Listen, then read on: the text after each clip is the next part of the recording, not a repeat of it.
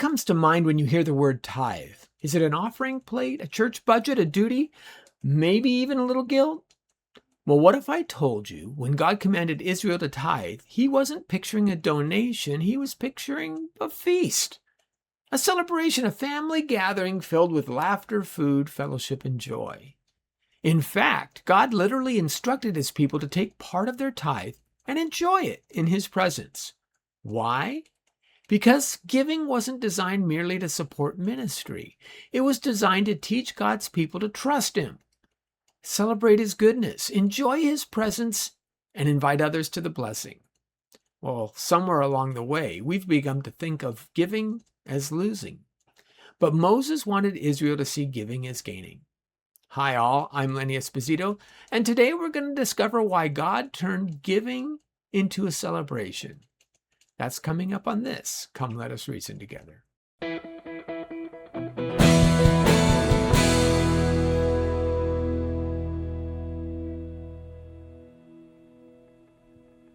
There are certain times when you're studying things and all of a sudden you get an entirely different view from what you had previously kind of assumed or thought you knew. And this is definitely one of those passages.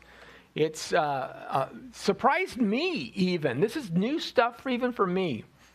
So I'm excited to go about it, even though this is a topic that's difficult for many people. Difficult. How many of you watched the FIFA World Cup, the soccer match? Nobody got to actually go, right? The tickets were kind of pricey, but you know what happens when you go into sporting events. You'll see like you get to participate and cheer. It's always better in community, in the event, right? Get to do the wave. We need more of that stuff in church. Get excited about things. Actually, I did go to one church that did the wave. And when they passed the collection plate, everybody went, whoa! But that's what we're going to talk about today. We're going to talk about the tithe and giving. And who wants to do that? Who wants to preach on giving? Churches hardly ever talk about giving if you think about it. Pastors don't mention it all that much in their sermons, and it'll never be a sermon topic, especially if it's like an open house or bring your friend day or anything like that. That's not going to be the one that they're going to focus on. There's an assumption that, the obligation to give, the guilt-driven thing, and ministers can be kind of greedy in that way. At least that's the assumption that the secular world will give you. It didn't help that the high visibility of word faith teachers and their television programs allowed that to fester. And they abused quite a bit of Scripture in trying to collect money for themselves. And I get it. Issues of money make us uncomfortable, although it should be addressed because money takes up quite a significant portion of our lives. It's probably one of the most central aspects of how we understand ourselves, how it affects us in our walk. So let me ask you a question. When you hear the word tithe, what kind of a picture comes into your mind? An offering plate? A church budget? An obligation? I don't think that's the picture that Moses wanted to paint when he talks about the tithe in our chapter. He wanted you to picture something different. A feast. How is that true? How many of you think of giving as a party? That just seems incongruous to us, doesn't it? Well, let's back up a little bit before we jump into our passage and talk about what a tithe is. What is a tithe anyway? Well, literally, it means a tenth. Tithe comes from the root word meaning tenth. And we read three primary passages in the Mosaic Law that discuss tithing. The first is Leviticus 27, verses 30 through 33. And it basically says that this is an offering to God, where the Lord commands the Israelites, every tenth of the land's produce, the grain from the soil or fruit from the trees, belongs to the Lord. It is holy to the Lord. If a man decides to redeem any part of this tenth, he must add a fifth to its value. In other words, if you say, hey, this first crop, I can really make some money on that. I don't want to give the very first to God. I need to give the next. Well, if you do that, then it's going to cost you an extra 20% on top of it. Moses goes on and says, every tenth animal from the herd or flock which passes under the shepherd's rod will be holy to the Lord. He's not to inspect whether it's good or bad, and he's not to make a substitution for it. But if he does make a substitution, both the animal and its substitute will be holy. They cannot be redeemed. So animals you have to provide as a sacrifice. You can't sell them off. Much like a land tenant in this regard is God saying, okay, I'm bringing you into this promised land. I'm going to bless you. In return, I require a tenth. Now, this kind of interaction is very common. Many, many different religious systems in the ancient Near East used this tenth, this tithe offering. Some for their king, some for the priestly service. It's kind of a standard understanding of estimated worth. Tenth of the produce from your field, tenth of the livestock born to you. Notice that the animal, it doesn't matter whether it's good or bad. This is not where you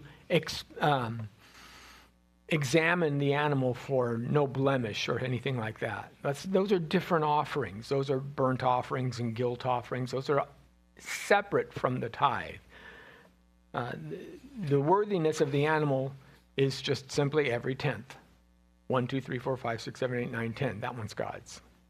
And they may be good, they may be bad. There's that old story about a man who had 2 sheep born to him. And, they said, well, what are you going to do? Well, I have to give one to God, and I have to keep the other one for myself. And unfortunately, the wolves came in and grabbed his livestock. He was able to rescue one of the sheep, but the other was taken. And he said, isn't that so bad? The wolves got God's sheep. Sometimes we do that. So it's a tenth, but it's more than a tenth. It's kind of a tax, isn't it? It's something that is, in a sense, required from all Israel in order to help offset expenses. So if we look at Numbers 18, which is the second place in the Mosaic Law we read about the tithe, we find out that the tithe is designated to help support the Levites, the priestly class, to keep the temple running, to keep the religious system in order. Because remember, the Levites weren't to inherit any land. God is their portion. Instead of giving the firstborn of every person to God, God said, I'll tell you what, I'll take the Levites as mine. They'll serve me. And that way you guys don't have to sit there and give the firstborn of each one of your sons. But he does then command Israel, saying in Numbers 18:21, look, I have given you Levites, every tenth in Israel as an inheritance in return for the work they do, the work of the tent of meeting. So that's the tenth that goes to the Levites. The Levites will not receive an inheritance among the Israelites, and this is a permanent statute throughout your generation. And the Lord instructed Moses, speak to the Levites and tell them, when you receive from the Israelites the tenth, the tithe, that I have given you as your inheritance, you are to present part of it as an offering to the Lord, a tenth of a tenth. Your offering will be credited to you as if your grain from the threshing floor and the full harvest from the winepress. You are to present an offering to the Lord for every tenth you receive from the Israelites, and you give some of that to the priests Aaron as an offering. So the Levites take in the tithe, and then they tithe from that to the priesthood, to the Aaronic generations who are managing in the temple. You see how that goes. So everybody gets this opportunity. Even though the Levites don't have land, they're dependent upon the Israelites to tithe, but they can still tithe in and of themselves, giving up to Aaron. So it's not their only income, as I said, obviously. They can take part in all the other offerings. That's portions of the Levites as well. But this is a significant portion of how the Levites kind of get their sustenance, how they can continue to focus on priestly work without having to become farmers themselves. So it's a tenth, it's a tax, and it's a baseline. As I said, additional sacrifices listed in Leviticus, such as the sin offering, the guilt offering, those are above and beyond this, even additional fellowship offerings. Giving to support family and those in your community would be different as well as helping them in areas of need. And we're going to talk a little bit more about all that next time in terms of kind of the social welfare structure in ancient Israel and how God planned it out. Remember also that those people who were tithing as agriculturally driven society, they weren't to glean all the way to the edges of their field. They weren't to, pick up the grain that fell on the ground. They were to leave that stuff so that the poor, so that those who are traveling, so that those who were just passersby could also have something to give or something to take in. That was part of that structure. Remember, Jesus and his disciples were walking through a field, and the disciples were hungry, and so they were picking the wheat off of the grain, off of the stalks, and rubbing them between their hands, right? And the Pharisees said, "How can you do that? You're doing work." And this, and well, that was part of that service. They were literally taking advantage of the system as travelers, as those who didn't have land of their own. They were literally taking advantage of the system that was set up for them. But in our passage today, what's the most fascinating point of the tithe is that it is an act of worship and fellowship. Worship and fellowship. And that's where I want to explore today, because I'm going to say that giving is going to take on a whole new viewpoint, something that you've probably not thought about before. So in our passage, we're in Deuteronomy chapter 14, starting in verse 22. And we read Moses instructing the children of Israel, "Each year you are to set aside a tenth of all the produce grown in your fields. You are to eat a tenth of your grain, new wine, and fresh oil, and the firstborn of your herds and flock in the presence of the Lord your God at the place where he chooses to have his name dwell, so that you will always learn to fear the Lord your God. But if the distance is too great for you to carry it, since the place where the Lord your God chooses to put his name is too far away from you, and since the Lord your God has blessed you, then exchange it for silver. Take the silver in your hand and go to the place the Lord your God chooses. You may spend the silver on anything you want: cattle, sheep, goats, wine, beer, or anything you desire. You are to feast there in the presence of the Lord your God and rejoice with your family. Do not neglect the Levite within your city gates, since he has no portion or inheritance among you. And at the end of every 3 years, bring a tenth of all your produce for that year and store it within your city gates. Then the Levite, who has no portion or inheritance among you, the resident alien, the fatherless, and the widow within your city gates may come, eat, and be satisfied. And the Lord your God will bless you in all the work of your hands that you do." Let's pray. Lord, we thank you so much that you have given us this opportunity to explore a hidden aspect, a realignment of what it means to be a cheerful giver. Help us to see giving as an opportunity to feast with you, to grow with you, and to trust you. May we walk faithfully in the precepts that you have put before us today. In Jesus' name, Amen. So this is the tithe. It's the call to a feast. You're to go to Jerusalem and eat it before the Lord. And if it's going to be too far, I mean, imagine, you have 35 head of cattle and 20 goats. I mean,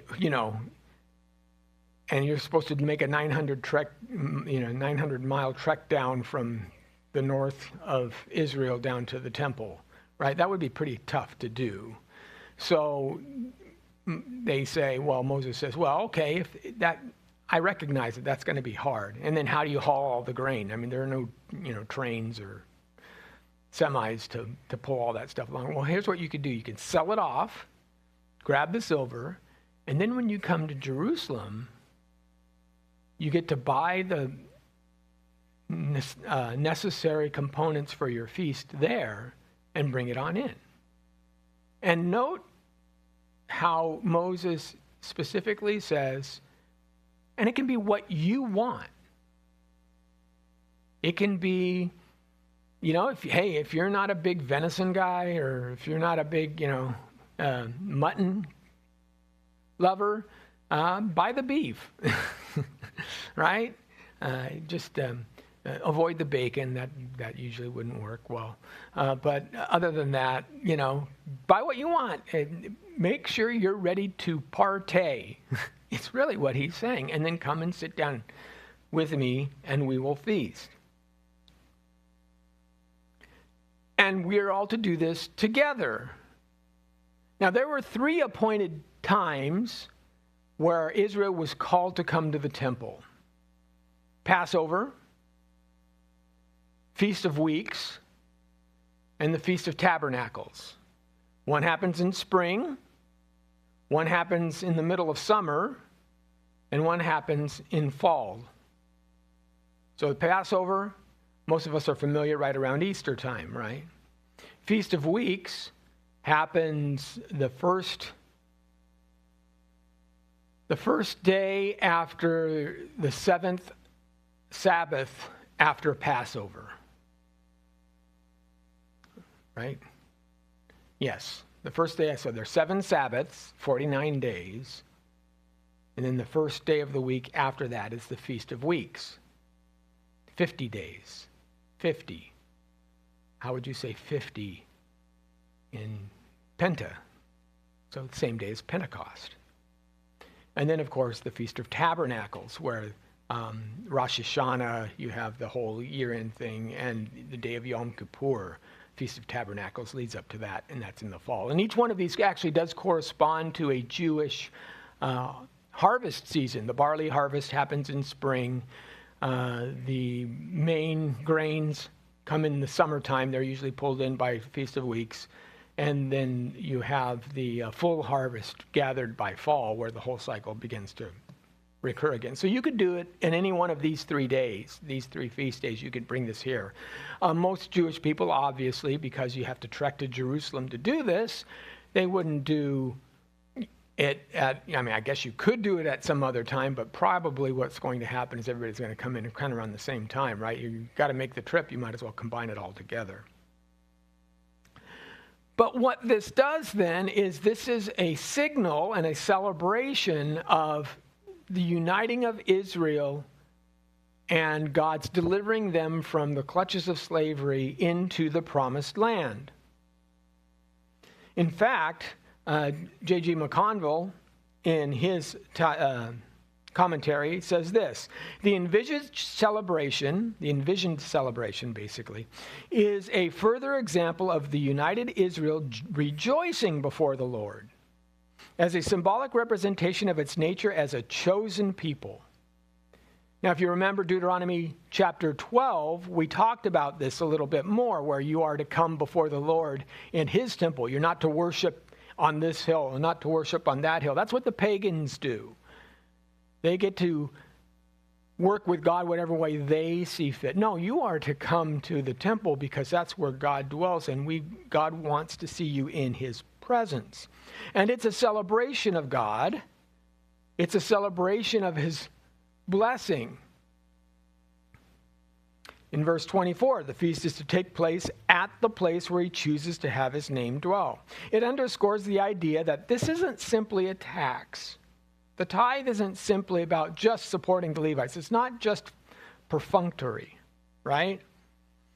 It's not just an obligation. It's about fellowshipping with God. It's about sitting at his table.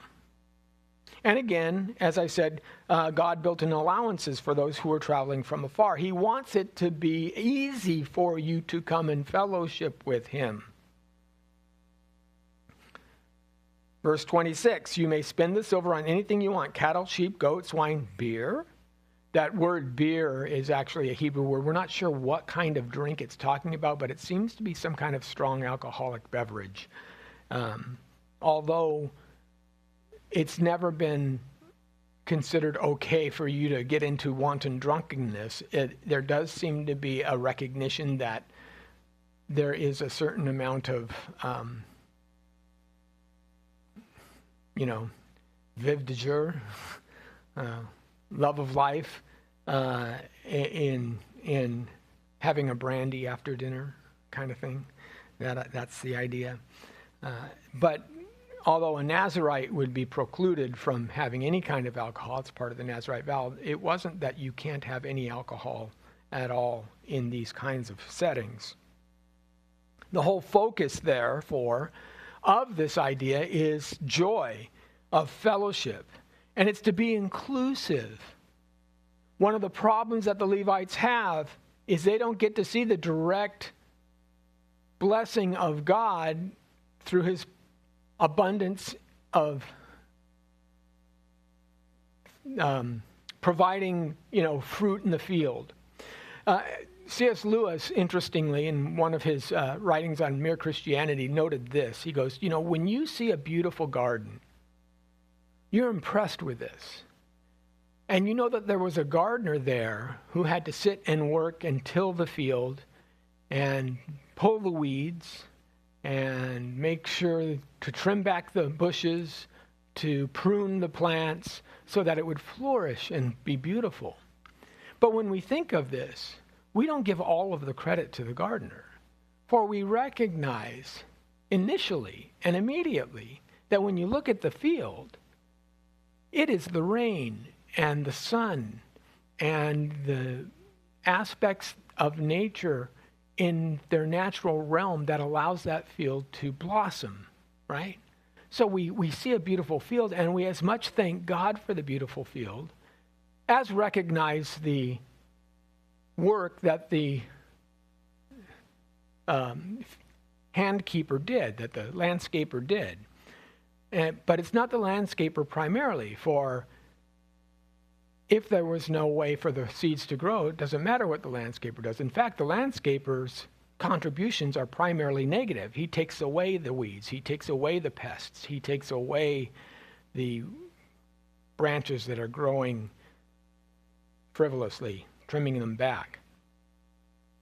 In the same way, we look at our lives and we see this blessing, and we should also understand that while we as individuals have to take away the distractions of the world, have to take away our desire to keep all of our money, to not work hard, whatever the case may be, it is ultimately God's blessing that allows us to grow in fruitfulness. It is actually God's blessing, right? It is God's air that we breathe. God takes away his air, nobody's making money. It's just that simple. And this is part of the concept. Because of that, if you're a Levite and you don't have the land, what Moses says is, well, we don't want you to miss out on this celebration recognizing God's goodness.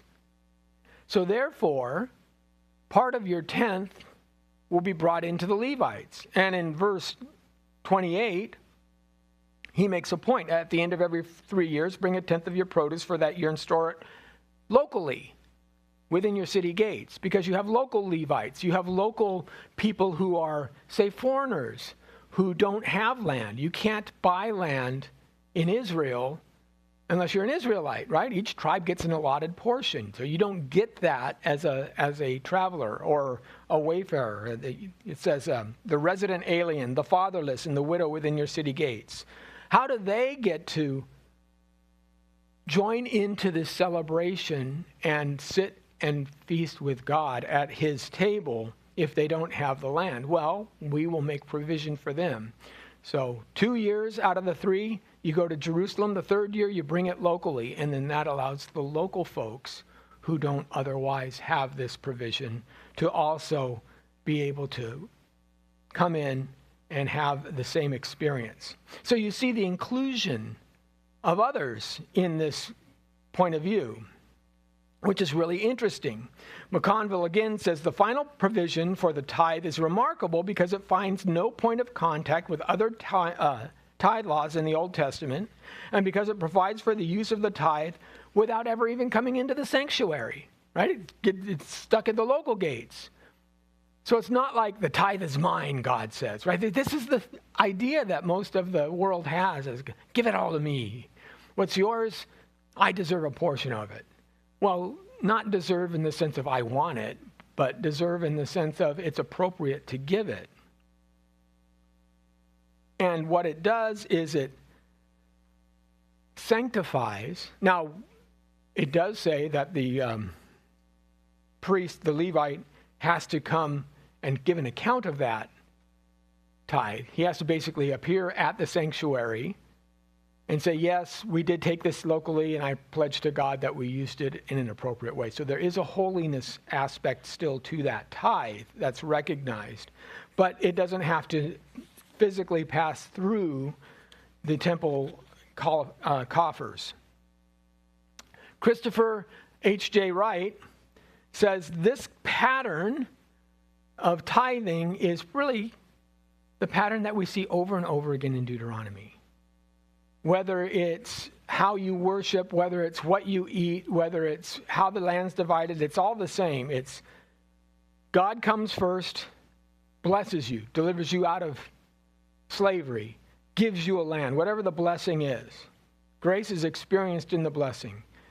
But there's a response that you should take, a thankfulness, an approach. And usually that's practical, followed by some concept of obedience. That thankfulness is usually demonstrated through tithing, through prayer, through not worshiping false gods, whatever the course is. And that then prompts God to bless further. And you see it at the very end of 29, and the Lord your God will bless you in all the work of your hands that you do. And that's kind of it's a reassurance. Okay, yes. If we do that, God will bless you, and it keeps the blessing coming. But if you do not, Israel, which we will get to, especially when chapters 28 and 29, then you have other problems. So that's the tithe. That's what the tithe does. Now, what the tithe is not, and we have to say this because a lot of people, again, have been kind of confused, and it's as much a problem within the church, I think, as outside the church. First of all, what the tithe is not. It is not support for civil government. This is not taxation like the IRS taxation. In fact, we know this because in 1 Samuel, Israel was demanding a king. We want a king. Everybody else has got a king. Gee, have you seen their king? Their king looks good. We should have a king too. Don't you think we should have a king? I like their king. Samuel's like, you don't want a king. I like their king. In 1 Samuel 8, he says, look, if you get a king, bad stuff comes from it. He can take your people. He can appoint commanders for his use of thousands and commanders of 50s to plow his ground and reap his harvest. He can put you into work so that he profits from it. Not you plowing your own land, plowing his land. Or to make weapons of war and the equipment for his chariots. He can take your daughters to become perfumers, cooks, and bakers. He can take your best fields, your vineyards, and olive orchards and give them to his servants. So he controls even more. He can take 1/10 of your grain in your vineyards and give them to his officials and servants. That's the civil tax. That would be another 10%. He can take your male servants, your female servants, your best cattle, and your donkeys and use them for his work. He can take 1/10 of your flocks, and you yourselves can become his servants. Now, when Samuel is warning Israel about all this, okay, they've already been in the land some 600 years.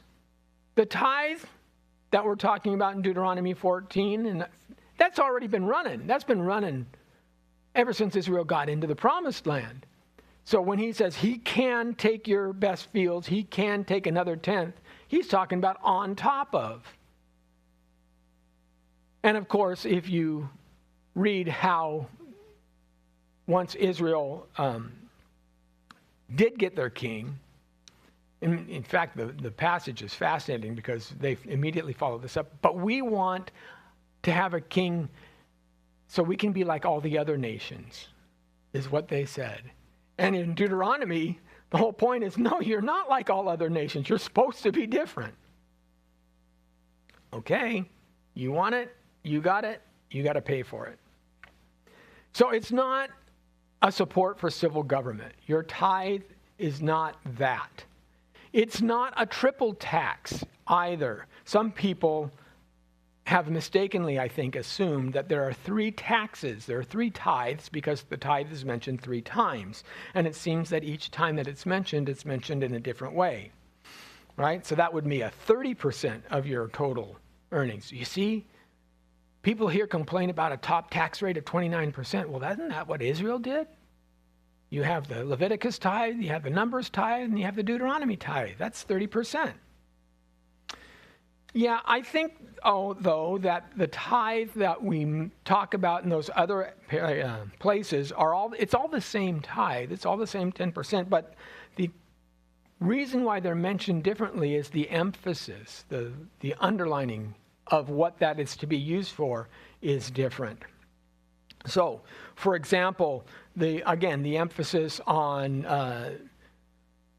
Leviticus is to bring an offering to God. Recognize it's God who gives you good things. And as that, you give some of it back to him. Like I said, like you would a proper landlord. The emphasis in Numbers is, hey, the Levites, a laborer is worthy of his wages. He should be paid too. This is how we're going to support him. And then the last one is, of course, as I said, this feasting, this fellowship with God. Now, the counter to this is some people will say stuff like, well, wait a minute. If you're bringing your tithe in and you're having this big feast, then what are the Levites actually supposed to live on? Haven't you eaten it? It's a problem. Well, I don't know. Let's think about this. If you're bringing 10% of your annual income, and remember, there are 12 tribes in Israel, plus the Levites, right? There's an interesting way of numbering tribes in Israel. We always talk about the 12 tribes, but there's actually 13. If you're going off to war, Levites don't go off to war, so you don't count them. You count 12. But if you're counting all the tribes of Israel from all the sons of Israel, you count the Levites. Well, how do you get 12? Well, that's easy because Ephraim and Manasseh are considered half tribes. If you remember, they're both sons of Joseph. So when you want to say 12 tribes, including the Levites, you say the tribe of Joseph. You add them all together. If you don't, you say Ephraim and Manasseh. You still get 12, and you ignore the Levites. And it works both ways. So you have 12 tribes bringing in 10% of their income for the 13th tribe to live on. Are you telling me that they're going to all eat that at one meal? Do you really think that makes sense? Or is it just an extract, a portion for this? So when you bring in all that silver, it's not like you have to, I sold 30 hins of grain, so I have to go to Jerusalem and buy 30 hins of grain. No, you just buy enough for the feast, and you give the rest of the silver to the Levites as part of the tithe. And that's kind of how it, I think, works. That makes the most sense. It seems the most realistic in terms of life. And again, every third year, you're going to be distributing some of this locally as well. But there should be plenty to go around, especially if God is blessing you. You should see enough so that everyone is supported. Now, the last question that comes in is there a 3-year tithe separate? Remember what it says in the third year, you are to bring it to your city gates, and then the Levite who has no portion or inheritance among you, the resident alien, the fatherless, and the widow within your city gates may come, eat, and be satisfied. So scholars are divided on this, but I go with McConville. I think McConville's right in his approach in saying, no, what it is you do it twice in Jerusalem, then you do it the third time locally, and you alternate like that. And it doesn't matter when that is. It's not like all of Israel is on the same calendar. So some people, maybe if you're a barley farmer, then you're probably going to bring your tithe in the spring. Okay, and that's when that's going to be processed. If you're, a shepherd or something like that, you're probably, after the sheep have birthed in the spring, you have to give them all summer to get weaned and grow and to mature, and then you're probably going to bring the firstborn in the fall. But so it's not like everybody, there's no specification in the law that says you all have to do it on this day at this time. And they could be rotating. So you could be having your local festival this year, and your neighbor will be next year, and the guy next to him the year after that. It's just however God works that out. So I don't know, like I said, it's not specific, but I think that's how it's functioning. But the other confusion that comes in here is because when you read the resident alien, the fatherless, the widow within your city gates may come, eat, and be satisfied, people assume that this is welfare, that this is a way of helping the poor. And no, it's not welfare. It's not supposed to be welfare in that regard. Remember, the tithe is primarily to support the Levites in their work. First of all, the poor can't live on a single great meal. Unlike many people, even today, modern celebrities, for example, love the week before Thanksgiving to get their picture taken at the soup kitchens and the homeless shelters, showing how they're feeding the poor. Aren't we doing so nicely? Aren't we humane? Well, today is August. How long do you think that Thanksgiving meal that homeless person ate last year is lasting them? I've often thought that the church should do like a half Thanksgiving celebration. Our whole church is going to show up, not for Thanksgiving Day when everybody else shows up, but in February or, March, when nobody's thinking about the homeless.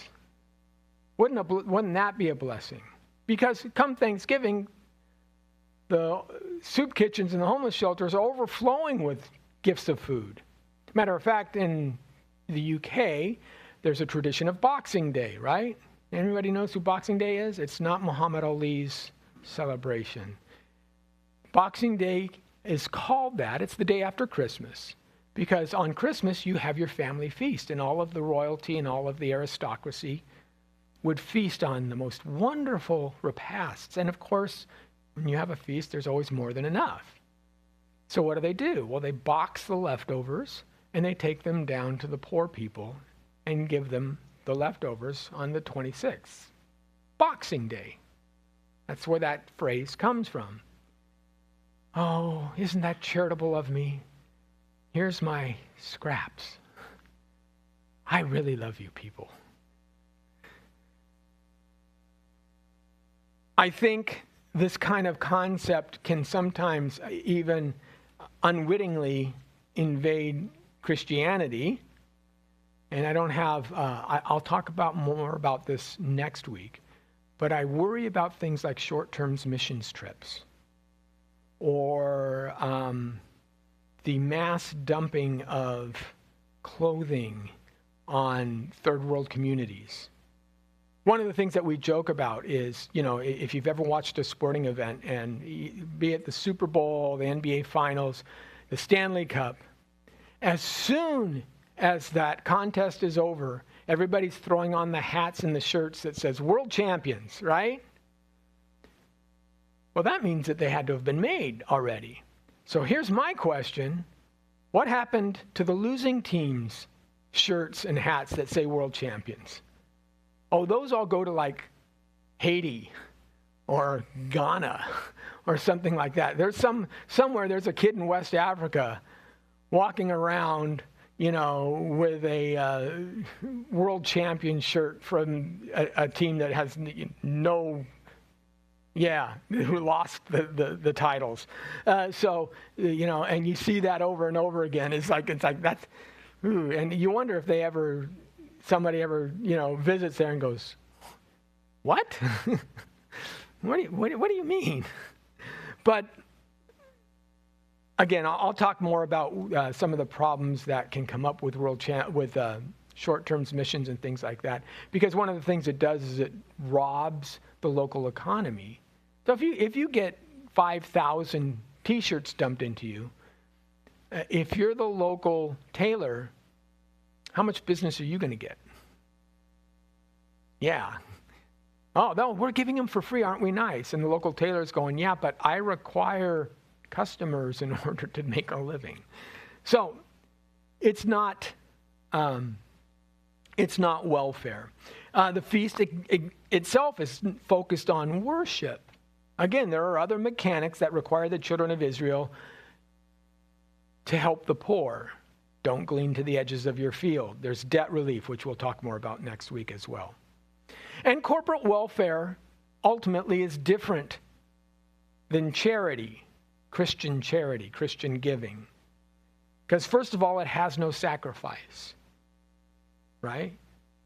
What's the problem with people saying, why can't you, America, have a heart? Doesn't Jesus say, be kind to your, right? Who is my neighbor? And we go off on that. But the problem with corporate welfare is that it's mandatory, so you don't get to choose. Extract it from your paycheck before you even see it. It relieves you of your personal responsibility because you can just say, well, I don't have to give. The government does that. They distribute. They have food programs. It's all taken care of. It's all up to them, not me. I don't have to be burdened with it. And it has no awareness. In fact, in the sheep and the goats parable, which Jesus talks about at the end of the age, he seems to make this point. When I was hungry, you fed me. When I was naked, you clothed me. When I was in jail, you visited me. And the people said, well, when did we do this to you, Lord? Jesus said, whenever you did this to the least of those, my brethren, you did it to me. To the others, he said, when I was hungry, you did not feed me. When I was naked, you did not clothe me. And they again said, well, when did we do this? Whenever you refused to do this to the least of my brethren, you did it to me. Now, in that parable, notice in Matthew 25, verse 31, Jesus says it's all the nations that are appearing before him. He's not talking about individual people. He's talking about national judgments, which is interesting. Because one of the things I've always been puzzled by as a Christian, you would say, well, of course we know. This is such a powerful parable. Of course we know that when we do it to the least of one of those, we're doing it to him. So why would we be surprised that why would we say, when was that? No, but on a national level, that's where that comes in. So Jesus calls those nations into account. Ultimately, the tithe in this structure does perform spiritual service. It serves to develop spiritual formation in us. How does it do that? What does it do? Well, number one, it does set you apart from the non-believer. Unlike Israel, when they were demanding a king and once saying, hey, we want to be just like all those other nations. God's saying, no. You're not supposed to be like those other nations. You are supposed to worship and bring this tithe to one place, not to your local temple, but to the only temple, the one in Jerusalem. If you've seen the Odyssey, you'll notice that there's a temple to Athena in Troy. There's also a temple to Athena in Athens. That's why it's called Athens, because Athens was dedicated to Athena. And there's a temple to Athena probably in Ithaca as well, right? And you could go to whatever temple you want, but if you're going to kill an animal, you better bring it to the temple first. So God says something different. No. The tithe is something specific to worship me and to rejoice with me. If you just want to eat meat, remember Deuteronomy chapter 12, verse 20? It said, when the Lord enlarges your territory as he has promised you, and you say, I want to eat meat because you have a strong desire to eat meat, you may eat it wherever you want. You don't have to go up to the top of the hill or sacrifice it to the God. It's not the sacrifice to the God that makes the meat okay. Meat is meat. It's all okay. The point isn't eating of the meat. The point is the fellowship, to be with me. I'm opening the door so that, look, it's all mine anyway. I own the cattle on the 1,000 hills. So if it's all mine and you're providing it back to me, then I'm going to say, great, I love it. Come on in, sit down, and we'll have the meal together. That's what giving is. You give it to God. You can't ever outgive God. That's the thing. The more you try to outgive God, the more he can bless you. Here, God, here's the best. Great. I want you to taste it. I want you to know, as much as I know, how good that is, how that feels. With rejoice on whatever you desire, with abandon. Otherwise, you may never, right? There's always the reaction of some folks to say, whoa, this is really, really good. We got to hold it all back. There's a television show called Alone, kind of a reality type show, where they would take different people, maybe 8 contestants or so, and they would stick them in one of the most unforgiving natural environments, be it an island in British Columbia or in the Alaskan Refuge or South America, what have you. And they would stick all these people, and they were basically tasked to survive alone. And the contest was whoever survived the longest won like $500,000. Now, these guys were obviously all trained in survival techniques, and one guy was doing really, really well catching fish. Caught a lot of fish. And he actually made a little smokehouse because he wanted to you turn the fish into jerky, it doesn't get putrid, doesn't get corrupt, you can eat it, just in case things went wrong.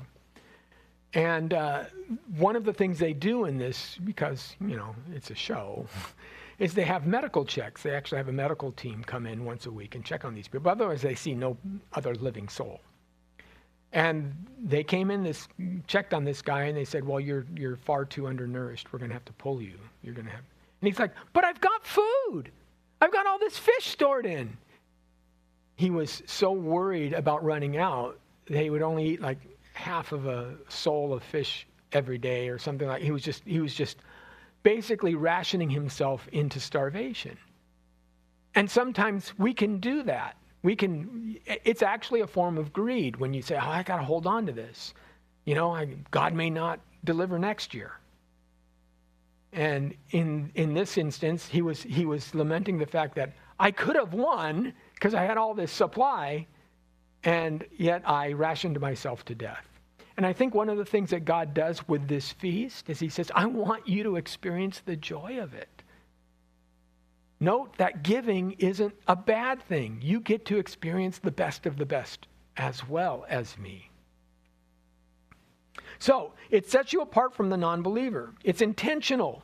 It's time-consuming. And it's visible to everybody else, right? Yeah, you got to plan a whole trip. You got to take everything down. Well, you're not going to sell that stuff off? No, that's the best of the best. That's for God. It sets you apart from the non-believer. It teaches you to fear the Lord. Verse 23 specifically says that.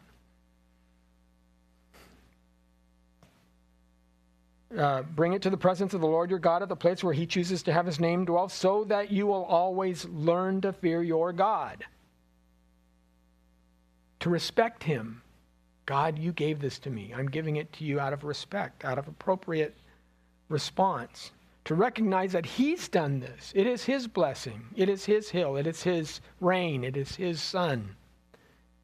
To recognize that we're all benefactors of his blessing. And it helps us develop an additional reliance upon God. But ultimately, it does train us to be generous because God is generous. We're trying to follow in his footsteps, develop those attributes in us that God already has. How generous was God? God so loved the world that he gave his only son. Very generous. How much more generous can you be? And, of course, it supports ministry. It supports the Levites. How else does ministry happen? If the Levites had to till their soil, rear their sheep and their goats and things like that, how much study do you think they're going to get done? How much work do you think they're going to do in the focus and the care of the temple that they're supposed to be called to do? It allows ministry to happen. And it opens the door to unrestrained fellowship with God. You get to really just immerse yourself. You don't have to worry about, okay, I've got the tithe, we've paid the tithe, now I get to just enjoy it. Let everything fall away. What a blessing. Imagine eating with God. What a blessing. Fellowshipping with him and knowing that it's the best of the best. And lastly, it does provide a witness because the resident alien among you, the widow, the orphan, normally it's like what's mine is mine, you go figure your own out. And that's what we see across most ancient cultures. But here, we see something different. As it said, it's unlike anything else that we would see in the world. Now, because the tithe does all of these things, one of the things, and again, I've never heard, how many of you have heard of giving as feasting? I mean, this is a new concept to me. I was really surprised by it.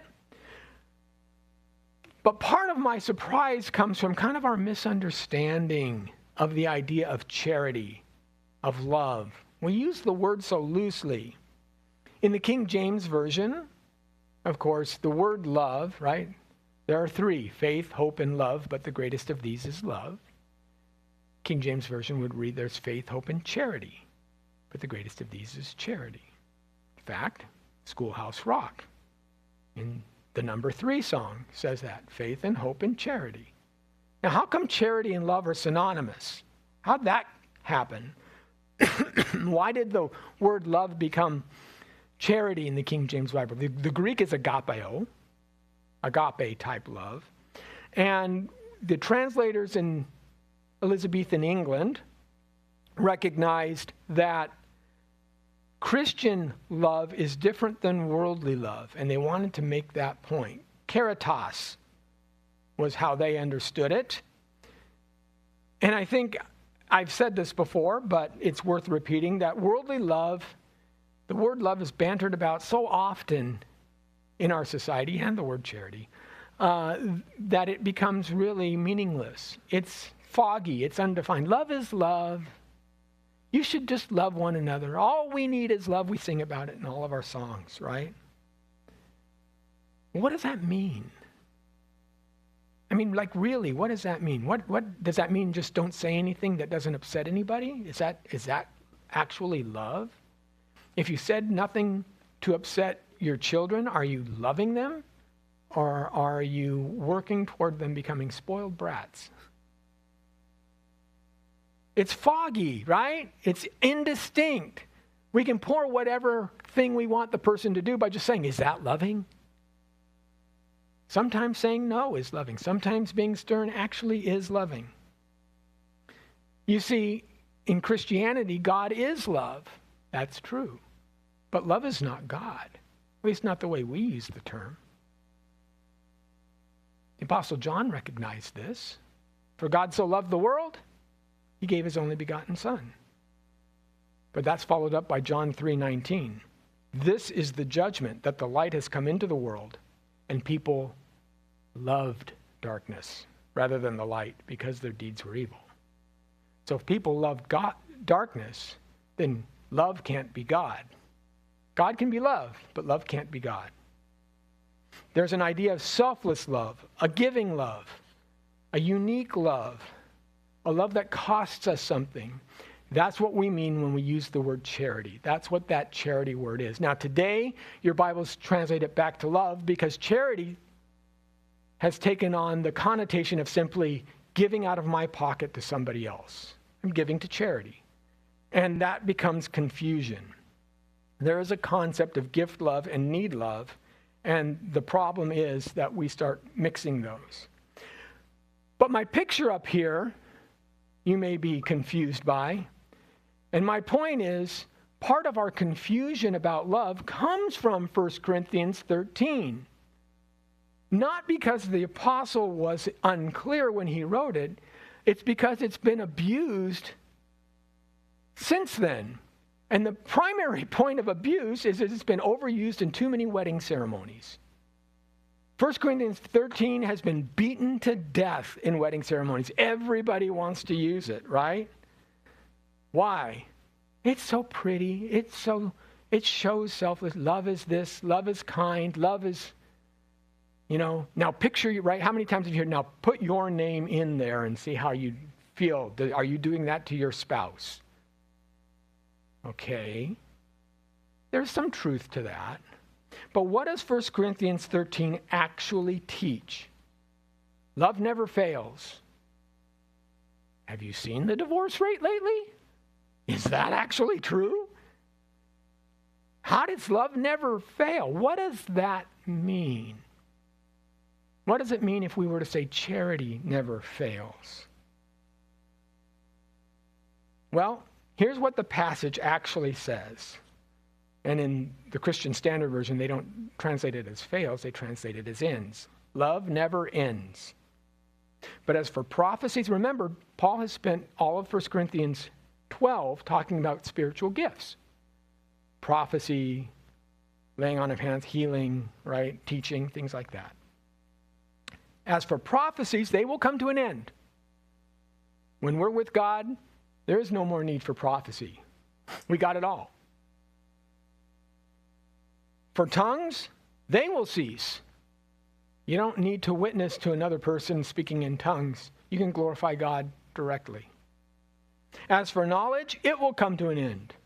We have the fount of all knowledge in front of us. We will continue to grow in knowledge. But a word of knowledge, the gift of knowledge, where we're kind of making unclear things more clear, you can't do any better than God. So we don't need that gift anymore. You see, these spiritual gifts, they're all going to come to an end. We know in part, we prophesy in part, but when the perfect comes, those partial things are going to come to an end. When I was a child, I spoke like a child. I thought like a child. I reasoned like a child. When I became a man, I put aside childish things. Paul's drawing that parallel. So those spiritual gifts, all I was talking to you about in 1 Corinthians 12, don't worry about it. They'll all cease once we are mature in the new heavens and the new earth. For now we see only a reflection as in a mirror, but then face to face. Now I know in part, but then I will know fully as I am fully known.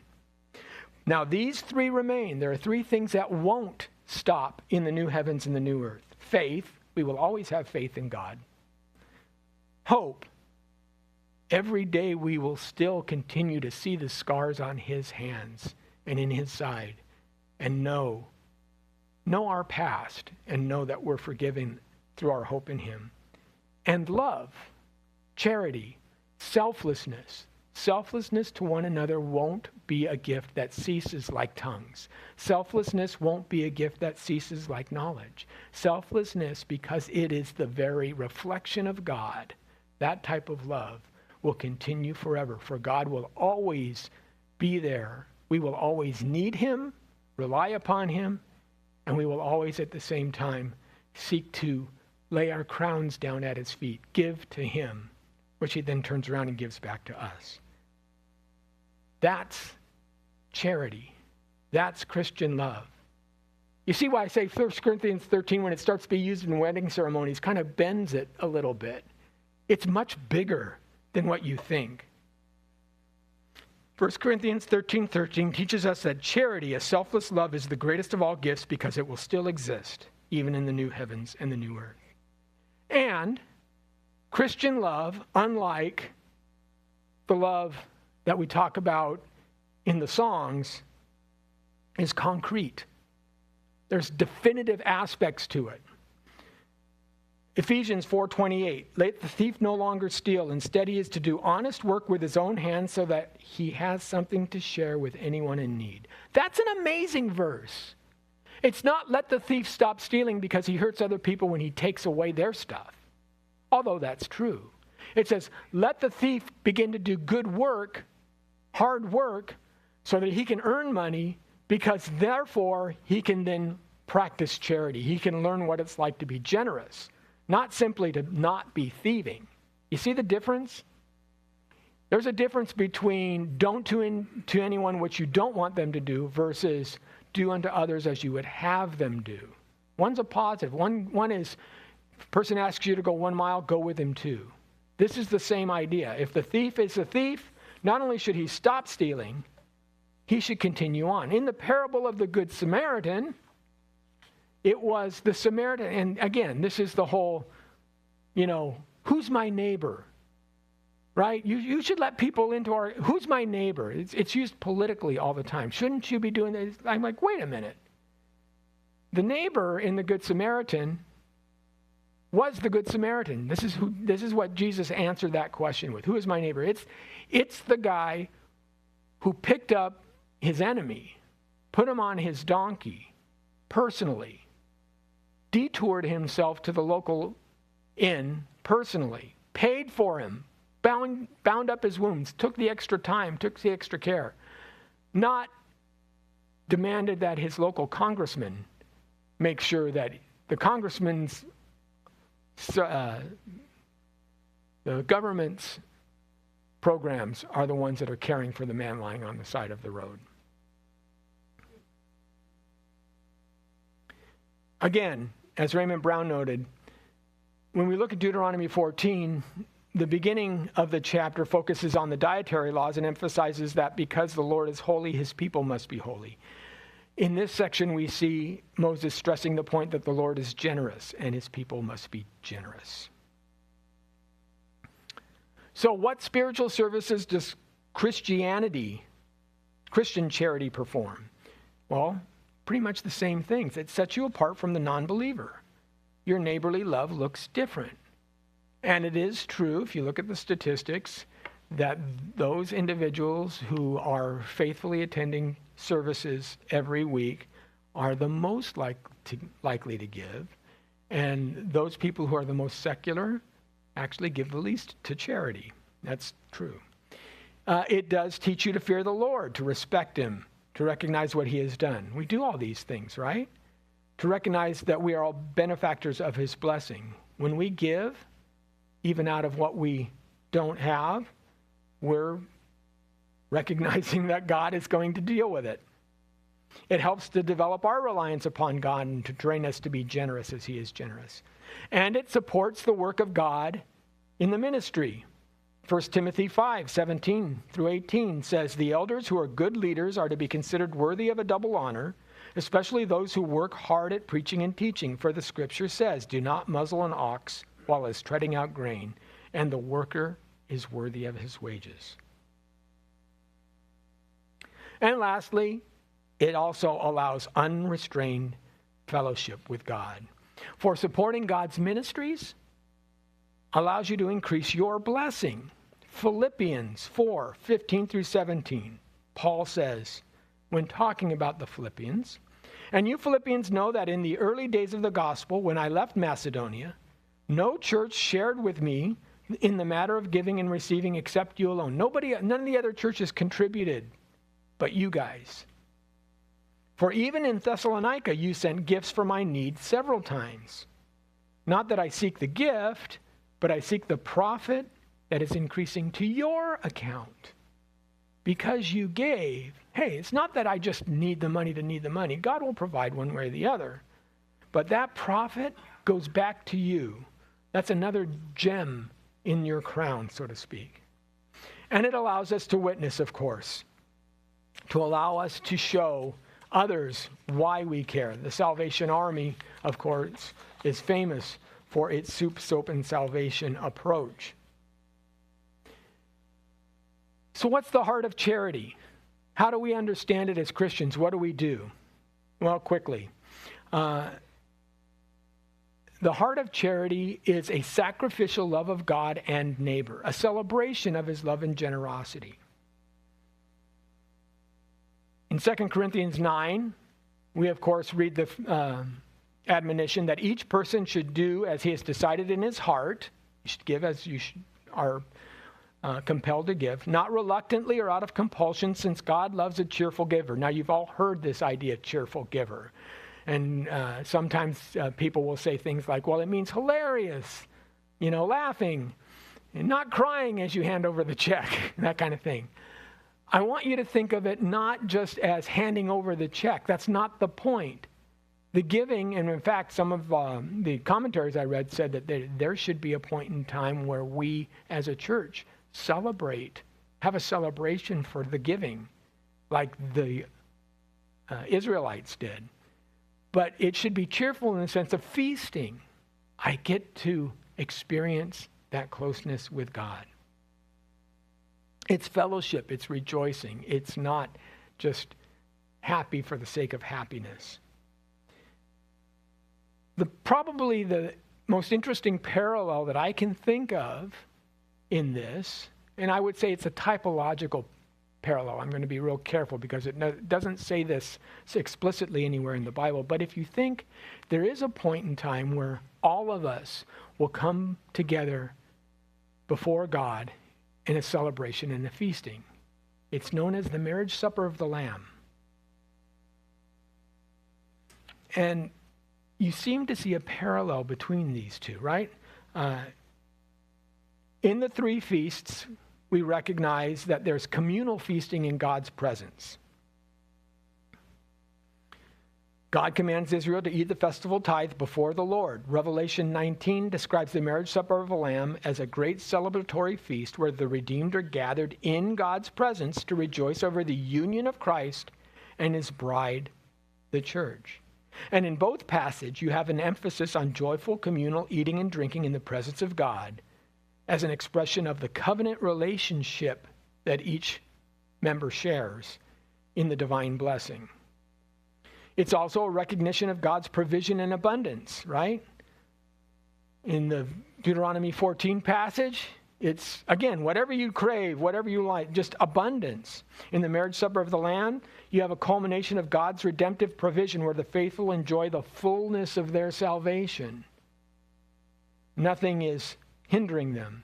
And of course, it's a celebration of the covenant, where Deuteronomic festival celebrated Israel's covenant relationship with Yahweh, and the marriage supper celebrates the new covenant fulfillment in Christ. They're both covenant meals that mark key moments in our redemptive story. So how much should we give? Should we tithe? Is that the next thing? Well, we're not under the Old Testament law. Of course, the Old Testament gives us a lot of admonitions, right? We were to pray 3 times a day. Remember the story of Daniel in Daniel chapter 6? Morning and evening and midday. And the Psalms say, I lift my petition up to you. And so Daniel prayed morning and evening and midday. And he was like clockwork, so much so that his enemies in Daniel chapter 6 says, we know that he's going to pray to his God and we can set a trap for him. And sure enough, he threw open his doors, his windows, and prayed toward Jerusalem, and they caught him. How often is a Christian supposed to pray? Without ceasing. Ooh, big difference. How much should the Israelite give? Well, the 10th. How much should the Christian give? Maybe more than that. I do believe that the tithe is a good kind of starting point for us to measure against. In other words, where do I begin? But I think C.S. Lewis kind of nailed it best when he said, I do not believe one can settle how much we ought to give. I'm afraid the only safe rule is to give more than we can spare. In other words, if our expenditure on comforts, luxuries, amusements, etc., is up to the standard common among those with the same income as our own, we're probably giving away too little. If our charities do not at all pinch or hamper us, I should say that they are too small. There ought to be things we should like to do and cannot do because our charitable expenditure excludes them. Yeah, that's a really good point. Again, it's heart-driven, not math-driven. And in conclusion, I think that's what we have to focus on. Lewis notes this in the whole concept of charity and understanding of what it means to give. He says, I think everyone who has some vague belief in God, until he becomes a Christian, has the idea of an exam or of a bargain in his mind. The first result of real Christianity is to blow that idea into bits. When they find it blown into bits, some people think this means Christianity is a failure and give up. They seem to imagine that God is very simple-minded. In fact, of course, he knows all about this. One of the very things Christianity was designed to do was to blow this idea to bits. God has been waiting for the moment at which you discover that there is no question of earning a pass mark in his exam or putting him in your debt. He says, then comes another discovery. Every faculty you have, your power of thinking or of moving your limbs from moment to moment, is given to you by God. If you devoted every moment of your whole life exclusively to his service, you could not give him anything that was not, in a sense, his own already. So when we talk of a man doing anything for God or giving anything to God, I will tell you what it is really like. It's like a small child going to his father and saying, Daddy, give me 6 pence to buy you a birthday present. Now, of course, the father does, and he's pleased with the child's present. It's very nice and proper. But only an idiot would think that the father is 6 pence to the good on the transaction. Now, when a man has made these two discoveries, God can really get to work. And it's after this that real life begins, for the man is awake now. Don't begrudge or worry or lament your duty in charity. In fact, charity shouldn't be seen as a duty. While it may hurt, while it may pinch, it is actually a way of drawing closer to God and forming ourselves, practicing the very generosity that he so abundantly showed to us through the death of his son and the provision that he provides every day. And my prayer is that I learn that lesson as much as anyone else. You know, when most people think about giving, they think in terms of a transaction. I mean, God asks for something, I pay. There's a requirement, I comply. But that's really not the picture Deuteronomy gives us. The picture Moses paints is a father inviting his children to sit at his table. The feast should remind us that everything we have came from him in the first place. Without him, we wouldn't have the rain, the harvest, the flock, the strength to work, even the very breath in our lungs. The concept of the tithe was never about God needing something from Israel. It was about Israel learning to enjoy what God had already given them. It taught them to fear the Lord. It supported God's work, but it also welcomed the outsider and united God's people. Most importantly, it invited them into a fellowship with God himself.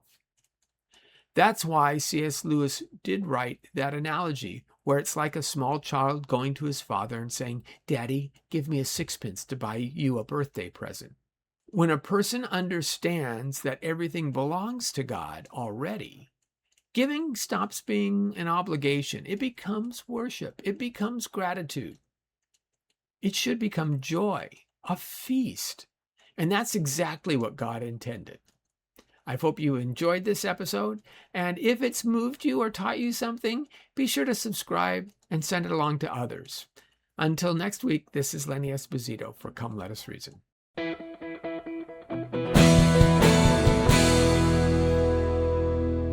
Thank you for watching this Come Reason video. I hope you enjoyed it. If you'd like to see more videos like these, consider subscribing to our Come Reason YouTube channel by clicking on the subscribe button. And you can follow us on social media. Lastly, if you'd like to help keep these kinds of videos free, consider providing a donation by clicking on the donation button beside me. Thank you.